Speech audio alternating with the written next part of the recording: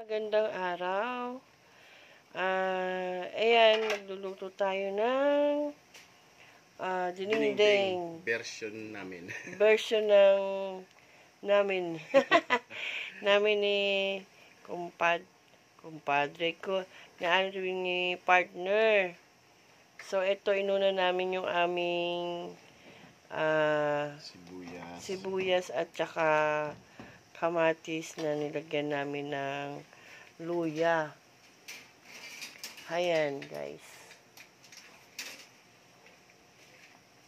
Luya, bawang. Luya, sibuyas, kamatis. Durugin muna natin yung kamatis. Ayan. Kinuha niya yung kamatis, guys. Para mas masarap. Tapos, para madurog, dinurog niya, guys, yung mga kamatis dyan. Para mas malasa. Ayun, para dyan malumasa. Lakas-lakas naman yung boses mo. Para naririnig ng ating mga subscriber at yung mga nanonood. Lagyan natin ito, guys. Ayan, nalagyan ng bagoong na isda. Dati mo na lang kaya. Oo, kasi inahalo ko lang naman ng tubig yan eh. Oo, guys. Inaano lang, sinimot namin yung aming natitirang bagoong. Hindi maalat yun, guys. Tubig na halos yun. Sinimot lang. Oo. So, ayan, guys. Pakuluin natin. Papakuluin natin yung ating mga ingredients.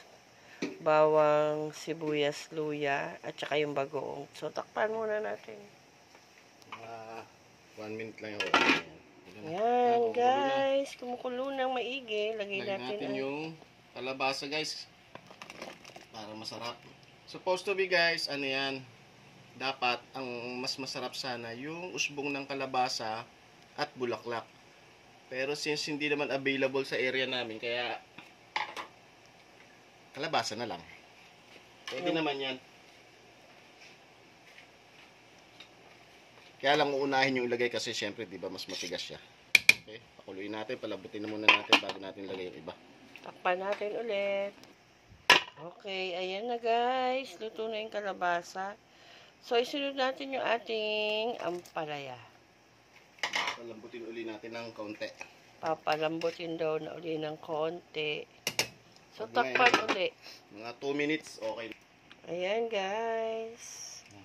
Okay, ano ilalagay mo? Okra. Sunod sabay-sabay, yes. Okra. Talong. At patola. Saka, paano yung Mamaya na yung dahon na yan. Pagkulo nito, madaling maluluto yan eh. Kaya, pagkulo niyan, Maya. Ayan, guys. Luto na ang ating, susunod natin. Spinach. Since ang kailangan masarap sana dito, saluyot. Parang yung kalabasa lang na bulaklak at usbong wala dito sa atin ngayon. Kaya spinach na lang. Pwede din naman yan. Yan na. Okay na yan. Mabilis lang maluto yan. Masarap yan. Pagkulo niyan, tapos na. Timplahan nyo na. Ayan po. Pwede nyo na yan timplahan kung ano. Pero meron na yung bagoong kanina. Kaya may timpla na yan. So guys, please like and share, subscribe po. Maraming salamat sa panonood nyo. Nagluto po kami ng dininding para po sa inyo. Masarap to sa mga prito, no? Yung mga prito. So, maraming salamat po, guys. See you next vlog. Bye. Bye.